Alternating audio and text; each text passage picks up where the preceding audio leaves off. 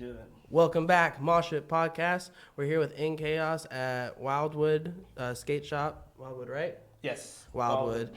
And, oh my gosh, I'm sorry, it's been a long, fucking tired. Lodi. Lodi. We're in Lodi. We're in Lodi, yes. We're in Lodi. It's been a minute since we've been in Lodi. And having In Chaos back on the pod and definitely better equipment than I used to have. With a, yeah. We're down in a wind tunnel. Oh, yeah. Yeah, we're not being, like, the world's trying to destroy us. Trees attacking us and Yeah. stuff. Yeah, in a hot fucking Box. Well, we box have a trailer. window now, too. Now Yeah, people know not to windows. walk in midway through the interview. You know. But I want to get into talking about you guys' new album, Opening Wounds in Private. What was the thought process in naming it Opening Wounds in Private? This is Travis. This is a Travis question. Yeah. There's one day, this is way back in probably spring of 2021. I was sitting in traffic, bumper to bumper on my way to work. And at the time I think the three albums I was listening to the most was Modern Colors album,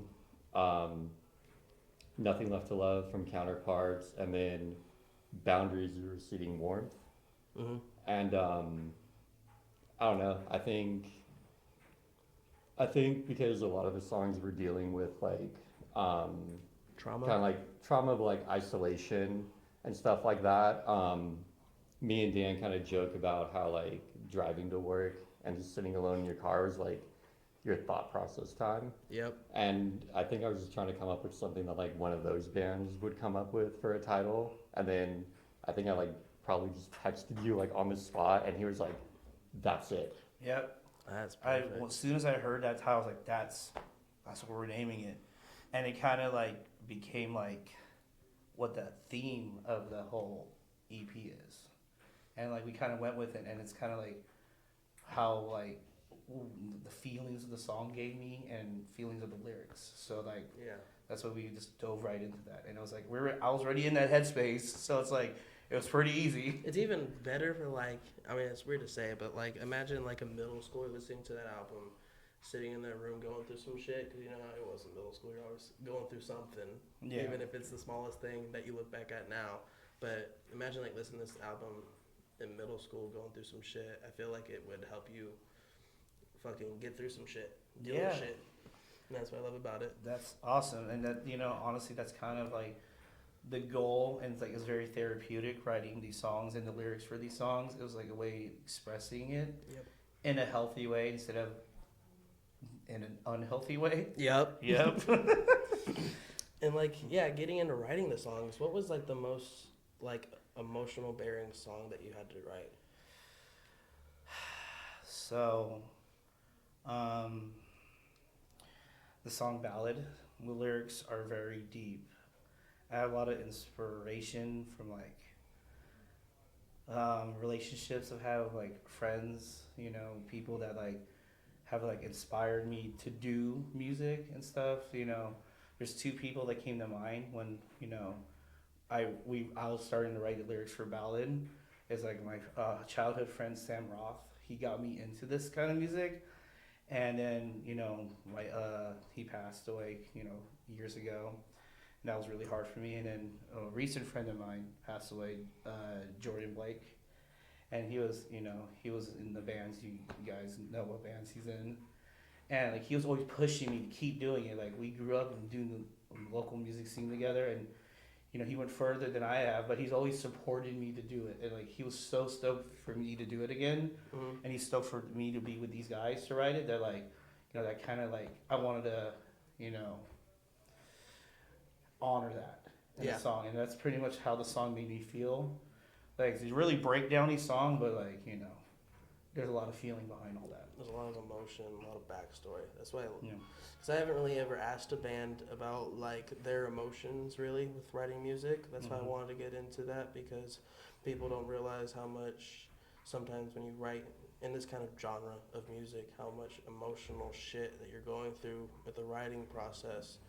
Of you're just you're pouring your soul out of your history or your past or what you went through, and not everybody can fucking express that and have the balls to express that. And that's what I commend you for, just having the balls and thank you, having fun with expressing it, and also just to help, like you said, be therapeutic. Yeah.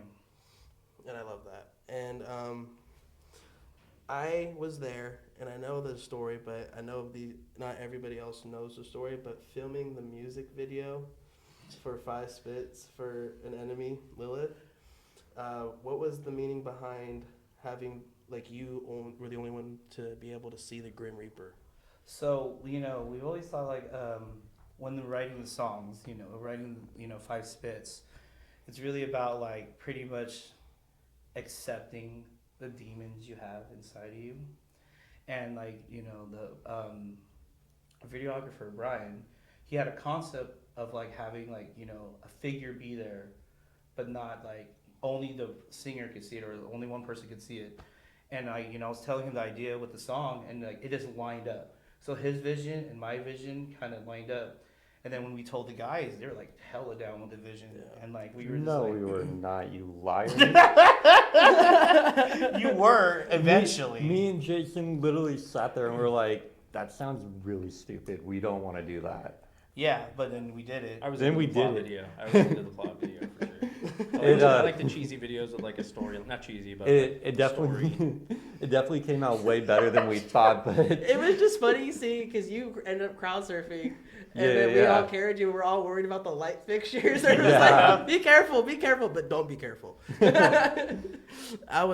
Because not everybody knows who was even the Green Reaper. It was his name's Tom, right? No, Tim. Tim Warner. Tim. Yeah. From Your Own Destroyer. Yes. And it was a really good fun time, because that was back in December when we filmed that.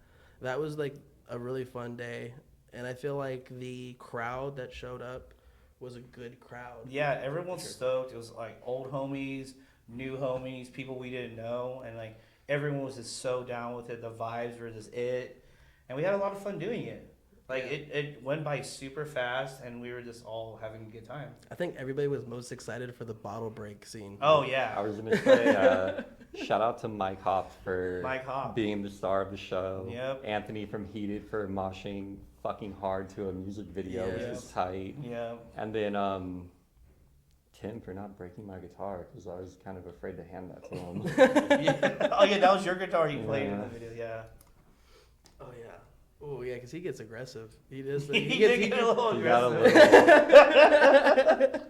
He was just going hard, And like, after all like that, like talk, like getting into like your album, what is your goals for the rest of 2024 with this new album? So, this month is probably the most shows we're going to play in 1 month, huh? I mean, as of right now. As of right now, we have 3 shows this month. Like, we have a show today. We have a show the 22nd in Oakland, CV Fest. And then we have Roosevelt Goldfield 29th. 29th. Yeah, I'll be there. So we have 3 shows, and like we're just trying to promote it as much as we can, like in different areas. We have bands from like different area codes, like wanting us to come out. Like we might go up north, we might go SoCal.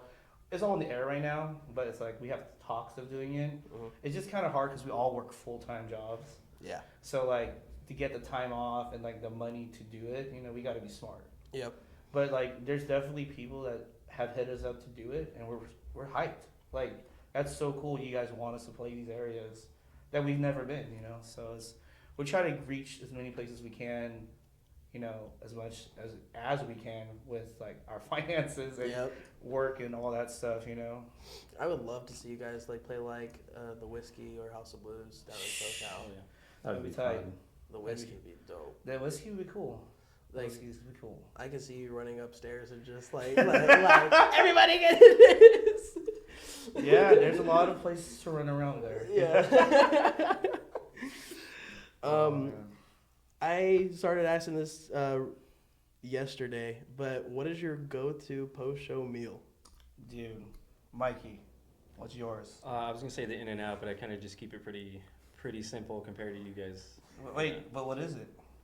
Double, some fries. You know what you pretty should basic. do? What's that? 4x4. 4x4 with a what, Travis? So every post-meal show, it's a 4x4, animal fries, and a Neapolitan shake. Yeah, we burn a lot of calories playing. Typically on show day, I don't eat all day long. So 11 o'clock, midnight, whatever time it is, that In-N-Out is probably the first thing I've had to eat all day. So I'm trying to get all 2,500 calories of my day in one meal. I do the same thing on day of shows because I have people like, "Are you hungry? Are you hungry?" I'm like, if I eat, I'm hungry. I just don't want to eat. Yeah, exactly. Yeah, we're just talking about like, damn, I'm kind of hungry. Like, no, I know. Just can't. I'm starving right now, but I know if I eat, fuck. It's gonna be you're not gonna be more sluggish and shit. Yeah. And you want to have that energy. And then you're gonna puke and like people might get a cramp. Or get a cramp. Yeah. Yeah, that's why I always wait till the end of the night, and then I'm just like, I look forward to that. Just like that, like getting in the drive-thru, you're like, let's get this fucking food. Because I'm the same way. I love In-N-Out. I love going to In-N-Out and then fucking going home and like just having it and just like enjoying it, you know, in your peace. You know, you just after being gross all day, you know, it's like going ham. Yeah. You need to have that meal, you know, to bring you back, and that's the meal to bring you back. Because I always say in a video after every show when I get food, I'll say it's like a reward. Oh yeah, it is. You're treating yourself after like a full day of going hard. Yeah, I'm already, now you got me thinking about food after this. You gotta wait till after the show though. No show meal, dude. But what song from the new album are you most anticipated to play live tonight? It's gonna be Plea for Peace. That one, we kind of had a feeling when we wrote that one, like people might get a little drawn to it. It's pretty much like in reference to an old venue in Stockton. We have Joey on the track who has been in the scene for probably like 15-ish years at this point. And like that one just continually, like people still keep sharing it. I looked up the Spotify numbers last night and like all the songs have kind of like stagnated and that one keeps growing. So hoping to see how people react to it, hearing it tonight. Oh, so you think I'm going to say it on the pod, it doesn't matter. But you think I should do a 360 for that one and then we can line up the audio? Could definitely try. Yeah. I'll leave that up to you. I don't know shit about videography. We don't know anything about it. That'd be pretty cool. Yeah, that'd be fucking dope. I was just thinking about that. I was like, that'd be a good one to do then. If your numbers are higher on that one, a good visual it for is that. growing because like 5 Spits is the highest one, but like that's been out longer than the rest of them. So it's how we see. Please. That song has been out for a week, and it's already at where 5 Spits took like 3 months to get. Oh shit. So, yeah. Oh shit. No, wait. 3? No, that makes no sense. No, I'm saying where the numbers are right Oh, now. okay. I get what you mean. It took 5 Spits that long to get there. You're right. Or 3 months, whatever it is. People who are like, we don't give a fuck about numbers. Yeah, so we're going through the algorithm. Like, honestly, that's his thing. We don't buy our listeners. I just hack the coding on Spotify and I change the numbers. Yeah, he's a savant, you know, in that sense, you know. But now I want you guys at home, go listen to this album. All the links to it will be right down below. And they got a bunch of shows coming up this month, and we got more shows coming up. And go to their shows, go see them, go listen to it, like all their shit, comment, subscribe to all their shit. And you guys have anything else you want to promote? Any upcoming shit? Oakland, California, June 22nd, Roseville, June 29th. We have dates in July. I just cannot say them yet. All right. Yeah, we can't really say them yet, but we have a really cool show. Here at Wildwood again. July 23rd. This one will come out the last Monday of June. If you want. Will that show be announced? Like, of the flyers out for that show? By then? Yeah. Oh, okay. All right, July 23rd, back here at Wildwood. We're playing with No Home, Ghost Chant, and I Don't Mind. I Don't Mind, and then there's one more band. Forget the name. Scathe. A Scathe. Oh my Scathe God! is How could we forget headlining. Scathe? Yeah, Man, you literally booked them too. I literally booked them. My bad, dude. My bad, Scathe. You know, mad love to you guys. Hey, edit that one out. We're Yeah. fucking posers. We don't rep, we don't fucking rep 209. Yeah, we don't. We hate the 209. We're a Sacramento band. But it's always a pleasure to see you guys and hang out and bullshit with you. And I can't wait to see what you guys do before the end of this year and 5 years fucking ahead. And after all that, we'll catch you next time, Mosh Pit. Later. Later. Woo.